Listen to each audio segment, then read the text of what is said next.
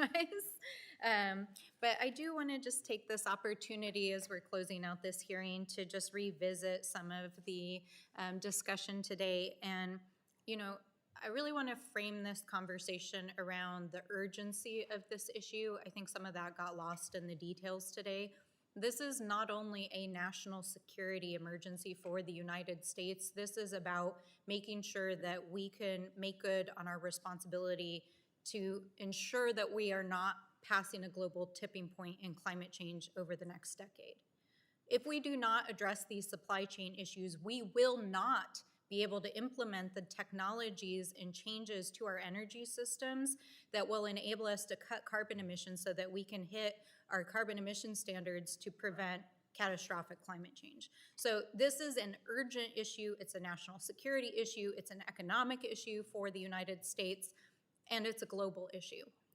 But in the pursuit of addressing these global and national security issues, we cannot return to this. We cannot mine and permit our way to a solution. I think as we've heard here today, and I don't think anyone in this room, obviously those of us who serve on this committee care deeply about nature, the environment, the outdoors. I don't think anyone in this room wants to return to the past where corporations went into communities, made mining claims, and then strip mined them. I bet we have a lot of outdoors people here, a lot of fishermen, a lot of people who are hikers and spend time outside. Can you imagine? What I am hearing in this hearing, and I think oftentimes the false equivalency that gets put forward, is the idea that if we just gutted our environmental laws, if we just took away the Clean Water Act, if we just took away the Clean Air Act, if we just got rid of NEPA, we could just open up all these mines and solve this problem. Well, first of all, that's not true. It's not going to solve the problem. And I don't think that anyone in this room wants to return to an era when we had rivers on fire, when smelters were poisoning children in communities across the country, and where when people went to their favorite fishing spot or a tribal community went to pray in one of their most sacred sites, they found that a mining claim had been laid and strip mined. I don't think anyone wants to return to that era. And certainly, I don't think American workers want to return to that era. So what we need to do is really take an approach that is smart, that is science-based, that is a human rights-based approach that really addresses this issue from all aspects. Of course, we have to address the international security and trade issues. Of course, we have to address the human rights abuses that are happening from the sourcing of some of these minerals. And I want to be clear, this is a mine with cobalt. We're talking about dozens of different minerals across the world.